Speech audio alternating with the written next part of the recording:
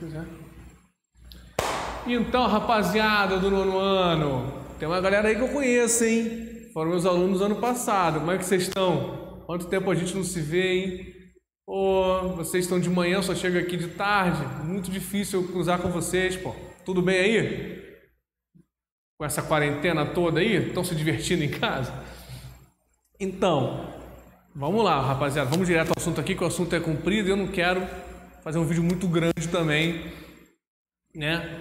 Para vocês poderem ver rapidinho aqui. Então, o assunto é a Primeira República ou República Velha, tá? Eu decidi pegar desde a República da Espada até o finalzinho, até as revoltas, para a gente poder falar sobre tudo direitinho, tá? Então, vamos lá. Primeiro, lá em 1889, o Deodoro da Fonseca, tá aqui em cima ele, proclama a República no Brasil, tá? E vai ter início o que a gente passou a chamar de República da Espada, certo? Por que da Espada? Porque é um governo, é um período que vai ter o Deodoro da Fonseca e cadê o Floriano Peixoto? E o Floriano Peixoto, que vão ser aí os presidentes que são militares. Por isso, a espada como símbolo do militarismo, do exército, então, República da Espada. Na proclamação da República, a gente passou então a mudar completamente. A gente tinha um modelo monarquista, passou a ter um modelo agora republicano. Então, muitas coisas precisaram ser criadas, outras modificadas, outras esquecidas. E uma das coisas que são importantes que foram criadas aqui são os símbolos republicanos ou os novos símbolos nacionais. A gente vai ter um hino nacional, uma bandeira nova, a gente vai ter a criação de heróis nacionais, como Tiradentes, por exemplo, que é alçado aí a categoria de um herói nacional. A gente vai ter uma série de coisas novas acontecendo aí para marcar essa ruptura, tá? Agora, em relação à República da Espada, a gente tem esses dois governos que vão padecer do mesmo mal. Os dois são extremamente autoritários e, por conta disso, instáveis, tá? O Deodoro da Fonseca, ele assume, primeiramente, um governo provisório, já que foi, né, dado ali o golpe na monarquia, tirou-se a monarquia, começa um período que não é nenhuma coisa nem outra, que é o governo provisório, e logo depois vem a Constituição de 1891, a nossa primeira Constituição republicana. O que ela vai fazer aí de grandes novidades marcantes? Primeiro, vai introduzir o Estado laico, tá? Desde então, nunca mais, em constituições, o Brasil deixou de ser laico. O que é isso? É quando você divide, você separa a religião e o governo. Então, o governo e a religião são separados, não andam mais juntos, certo? Então, isso acontece nessa Constituição. E outra coisa, você passa a ter um voto aberto e universal. Esse universal é mais ou menos, né? Porque o universal seria para todo mundo. Aqui não é o caso. As mulheres ainda vão ficar sem votar, os analfabetos não vão votar. Então não é um voto para todo mundo, tá? Mas você aumenta um pouco mais a quantidade de eleitores que você tinha, certo? Então de certa forma, um avanço aí essa Constituição brasileira. O Deodoro da Fonseca, ele passa aí com autoritarismo, né? Mas ele abole o poder moderador que existia, não existe mais esse poder moderador também, e ele encara uma primeira revolta da Armada. A gente vai falar sobre isso daqui a pouco, tá?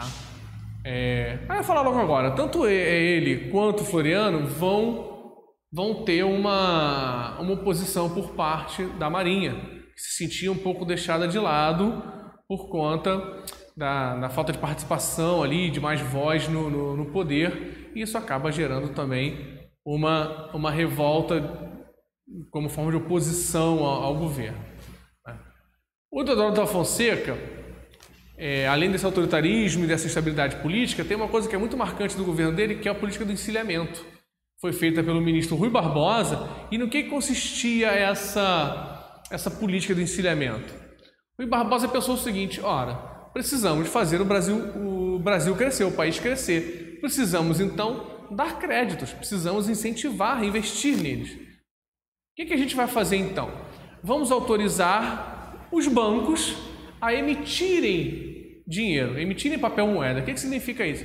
Que o próprio banco vai poder produzir ali o dinheiro e emprestar e conceder o crédito, né?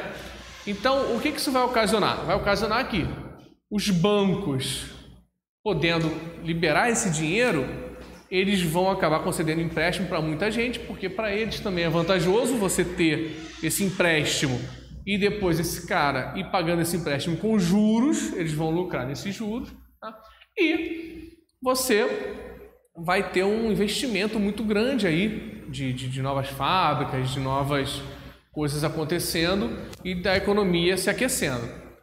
Só que, se você tem muito dinheiro na praça, esse teu dinheiro também passa a valer muito pouco, né? Você passa a ter um dinheiro muito desvalorizado, sem contar as fraudes que vão acontecer, né, cara? O cara vai lá, uma empresa recebe o dinheiro e some, aquela empresa era fantasma, o cara pega o dinheiro com documentos falsos, enfim, uma série de problemas vão acontecer, que aliados ao autoritarismo do Deodoro da Fonseca vão fazer com que ele saia, né? E entre o Floriano Peixoto nessa confusão. O Floriano vai começar, né? Gente, calma aí, vamos organizar aqui, vamos fazer umas coisas bacanas aqui, vou baixar o preço do aluguel, vou baixar o preço da carne. Então ele começa já com umas coisas para tentar ganhar um apoio logo de cara. Mas ele também é muito autoritário, não consegue resolver esse problema do país, né? Esse problema que o país atravessa, econômico, gerado, não consegue muitas respostas, não consegue negociar, não consegue fazer política e também sai rapidamente. Quando ele sai rapidamente, a gente diz que acaba esse período da República da Espada e começa essa República Oligárquica. E o que é essa República Oligárquica? Vai ser um período que vai durar aí mais de 30 anos, tá? Em que a gente vai ter o grande poder das oligarquias cafeeiras, ou seja, dos grupos que produzem café. Principalmente duas oligarquias vão se sobressair.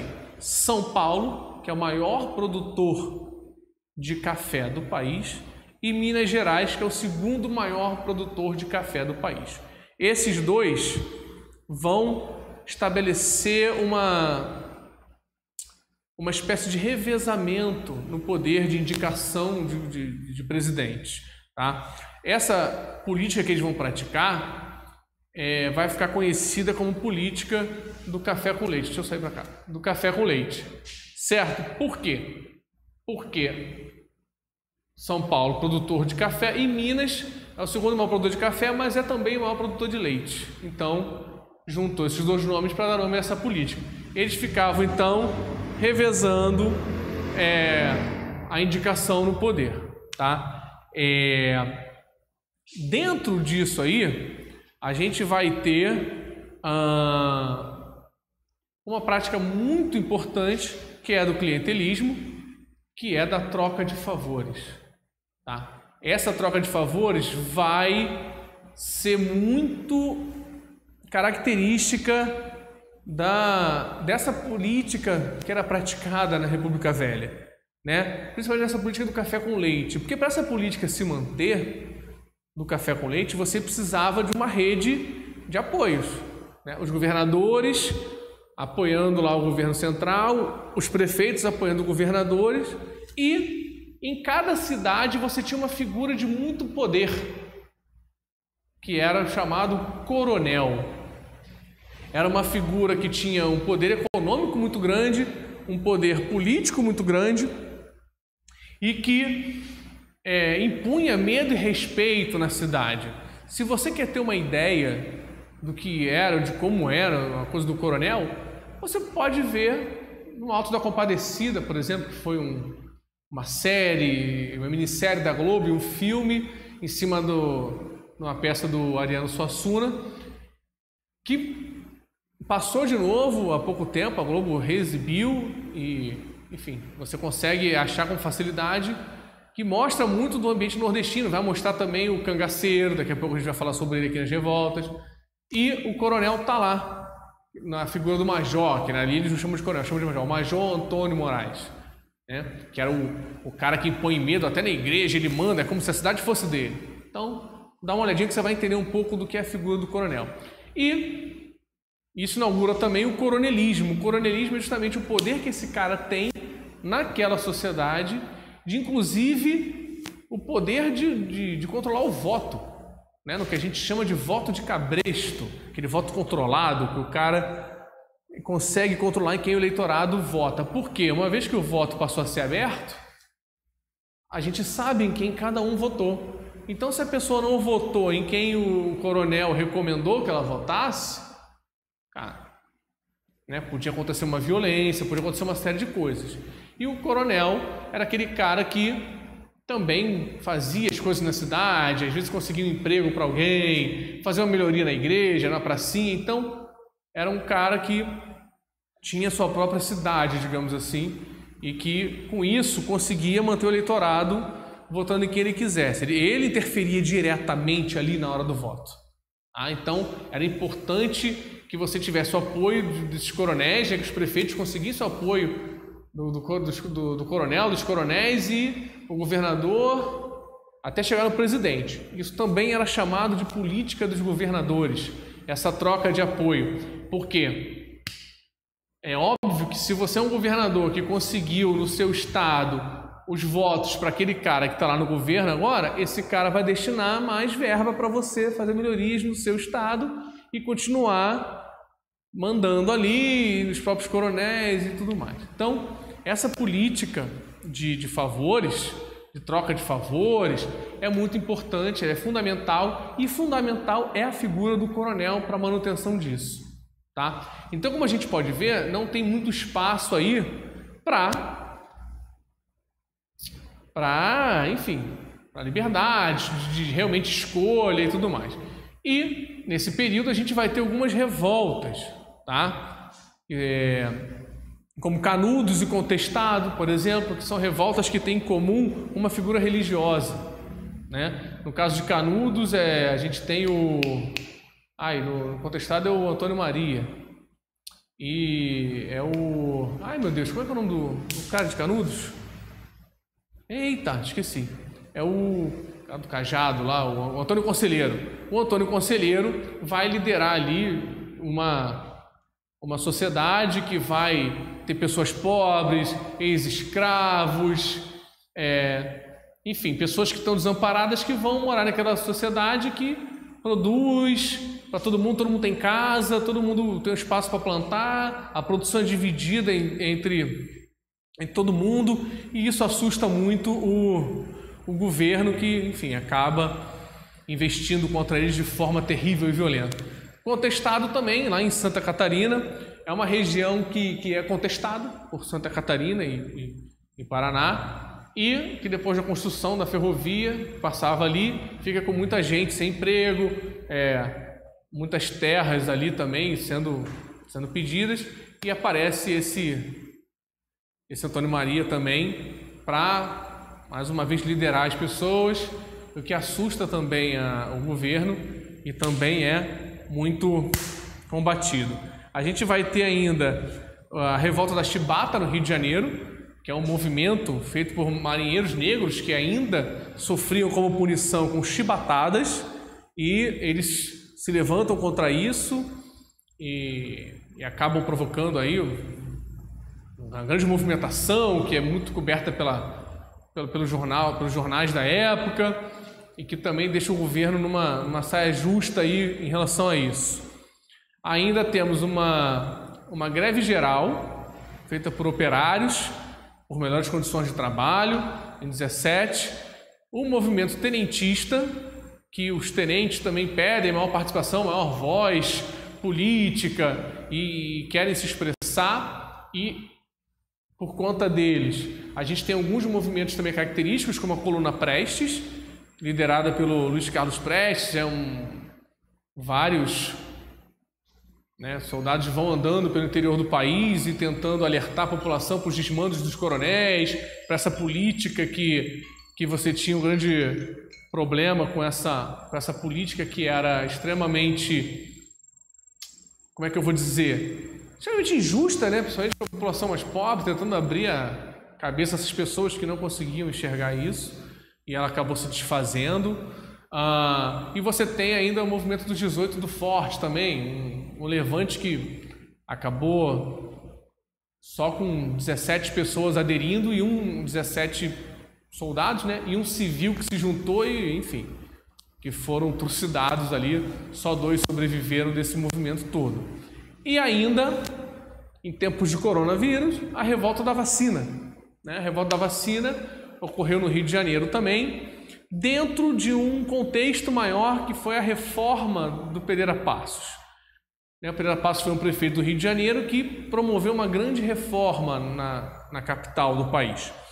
Ele, buscando saneamento, que ele falou, né, abriu, que era a grande justificativa para a reforma, ele abriu a Presidente Vargas, abriu ali a outra ali também, cara, hoje estou péssimo de cabeça. Presidente Vargas e a outra, a Rio Branco, isso aí. A Avenida Rio Branco para circulação de ar, no modelo até inspirado na cidade de Buenos Aires da época. E você começa a derrubar alguns cortiços também, onde você tinha muitas famílias morando num espaço pequeno, muita aglomeração, e isso, para eles, acabava atraindo doença, a falta de higiene da cidade, as ruas muito estreitas, era preciso fazer o ar circular e tudo mais. E em meio a isso, o Oswaldo Cruz descobre a vacina, se eu não me engano, da malária e começa a vacinar as pessoas obrigatoriamente, ou seja, foi determinado que todo mundo tinha que se vacinar. Só que na época as informações e o conhecimento das pessoas sobre o que era uma vacina não eram tão avançados. Então, você entrava na casa das pessoas, às vezes à força, e aplicava a injeção da vacina à força, o que era visto por muitos como uma agressão, e sem contar que a agulha naquela época era essa agulha fininha, né? Você vai lá, toma uma picadinha e passa. Era uma agulha de vidro, e aí era um pouquinho mais grossa, né, amigo? E se você se mexesse muito, quebrava, o risco de quebrar era maior, enfim. E as pessoas não entendiam o funcionamento da vacina, achavam que estavam injetando coisas nelas, e isso vai gerando, dentro desse contexto, derrubar os cortiços onde as pessoas moravam, as pessoas ficarem meio desamparadas com relação a onde iam morar, e essa vacina obrigatória, em que você era pego e era injetado, e você, enfim, isso gera uma revolta das pessoas que vai para a rua, e aí tem gente que vira carro, tem um monte de coisa que vai ser combatido, obviamente, mas que teve ali um papel fundamental também no saneamento da cidade. Talvez pudesse ser feito de uma outra forma, talvez sim, mas enfim, foi do jeito que foi, tá? Esse período todo vai ter fim aí então em 1930, quando Vargas surge e dá também um golpe, provoca uma revolução, a Revolução de 30, e acaba com esse modelo aqui de clientelismo, de República do Café com Leite, de oligarquias muito presentes, e inaugura todo um outro período conhecido como Era Vargas, mas isso aí é para depois, tá? Então, gente, olha só, falei aqui então sobre a República Velha, tá? Fiz um apanhado, né, geral do que foi, das coisas, dos principais acontecimentos, mas é preciso que você complemente isso aí na sua casa também, lendo a sua apostila, tá? Então você dá uma lida na sua apostila agora, pega os exercícios que estão aí no final do capítulo, faça esses exercícios, pegue também a lista de exercícios que a escola está mandando para você, faz essa lista de exercício, procura esclarecer as dúvidas, de repente tenta conversar com um colega da sua turma, com outro, já fez, e aí? Isso aqui tá certo? Não sei, como é que é? Tenta aí um WhatsApp, um Hangout, tenta se comunicar com a galera, até também para vocês matarem a saudade, porque a gente está muito tempo preso dentro de casa, né, cara? Dá uma angústia, uma ansiedade, tá? E faz isso para a gente tentar minimizar esse tempo todo que a gente vai ficar sem aula, certo? E no mais, fica em casa, não fica indo para o playground do seu prédio ou para a pracinha do seu condomínio, fica em casa, tá? Quanto mais rígido a gente for com as determinações, mais rápido essa situação vai passar e a gente vai poder se encontrar aqui de novo, encontrar seus professores, e aí a coisa fica mais divertida, fica mais dinâmica, né? Porque tá todo mundo junto aqui, então respeita isso aí, cara, se cuida, se precisar ir à rua por qualquer motivo, volta, lava a mão, passa álcool gel, cuidado com a distância, mantém distância das pessoas, tá? Evita ficar tocando muito nas coisas, enfim, as recomendações vocês estão vendo na televisão o tempo todo, tá? E dá uma lida na sua apostila e vai estudando aí, cara. Mantém uma rotina de estudo também, para não ter uma defasagem muito grande. Beleza?